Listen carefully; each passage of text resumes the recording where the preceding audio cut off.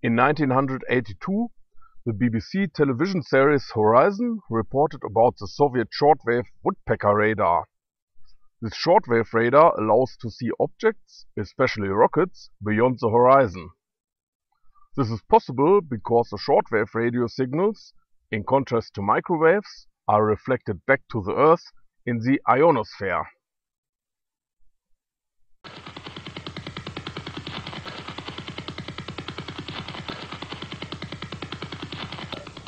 The noise is called the woodpecker because it makes a little pecking noise 10 times per second.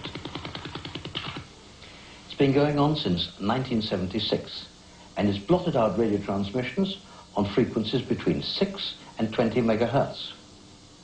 10 pulses a second is extremely low frequency. The woodpecker's been traced to Latvia.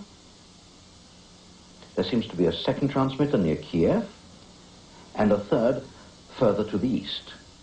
It's not jamming, it's too random. So what are the Russians up to? The Russians might be trying out a form of over-the-horizon radar, which would allow them to locate incoming objects with extreme accuracy, even if they're totally out of line of sight. One analysis says every woodpecker pulse carries a sophisticated code. Each pulse lasts 3,100 microseconds. Over a sequence of 100 microsecond intervals, the signal is counted as a 0 until it reverses phase or direction.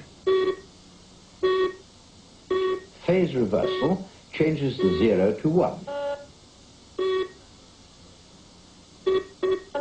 Each further reversal alters 1 to 0 and back again until all the pulse has been transmitted. The final list gives what's called a maximum length pseudo-random binary sequence, a unique code. When a signal is returned from an approaching object, it can only be used if its pattern matches precisely the pattern of the transmitted signal, a sort of key that fits into a lock.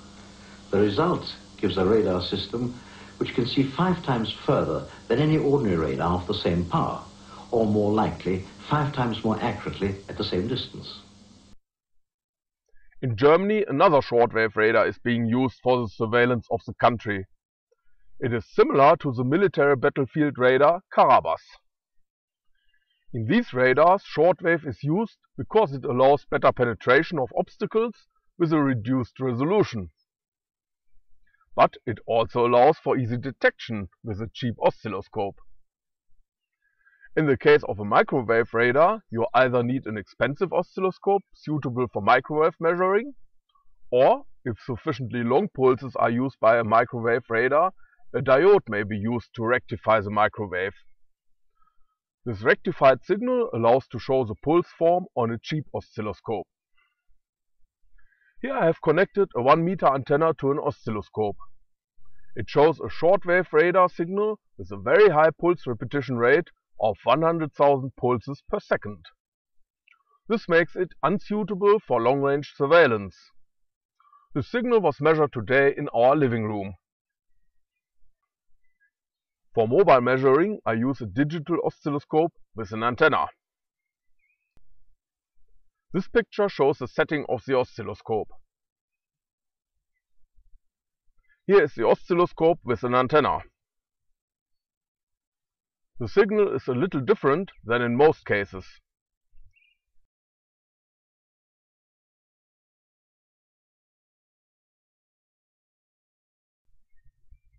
And here we have antennas suitable for emitting and receiving shortwave radio waves. These antennas are placed 2 kilometers east from our house, and similar antennas are found all over Germany. These antennas are similar to the ones used by the Swedish Karabas battlefield radar.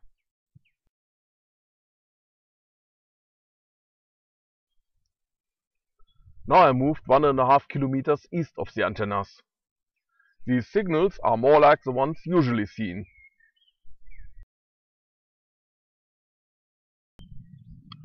The radar signals, measured with a single shot trigger, allows to identify the pulse form. Usually 3 different pulse forms are measured in a place, sometimes with additional weaker signals from a greater distance.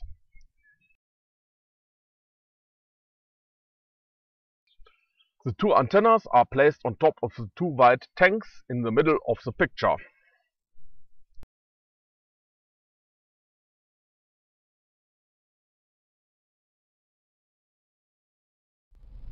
Here I am driving a bit into the Black Forest. The radar signal still is seen. This place is a few hundred meters into the forest in a small hollow. This is the direction to the radar antennas.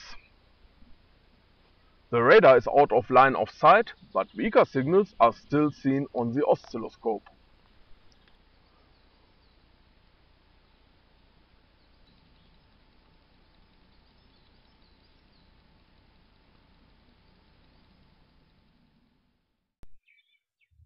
When attempting to measure an illegal radar surveillance, one might encounter all sorts of countermeasures. This may include temporarily switching off the radar or using frequency out of the range of the measuring equipment used. Also, visible antennas may be switched off during an attempt to measure whether they emit the signals. Additionally, deceptive signals may be emitted from elsewhere. Deceptive signals may also be emitted during measuring in remote areas which usually are not under surveillance.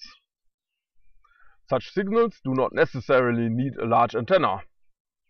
They may even be induced in the antenna used to measure by using laser techniques.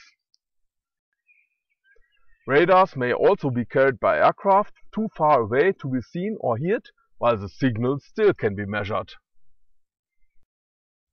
Pictures of German radar antennas are found on my homepage, Chapter Radarantennen, Teil 1. Click the flags to translate.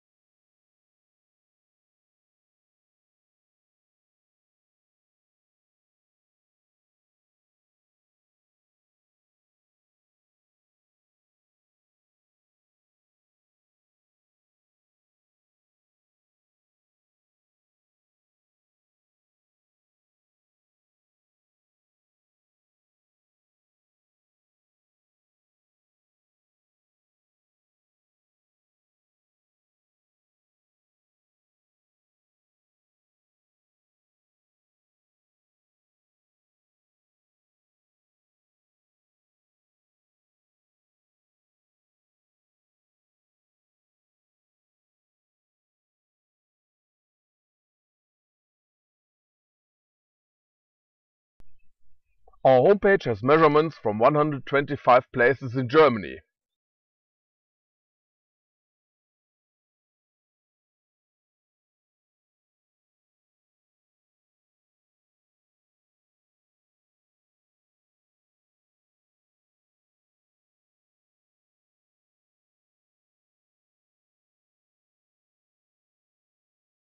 In Berlin we measured at 74 spots, which allows to compare the signals from neighboring spots.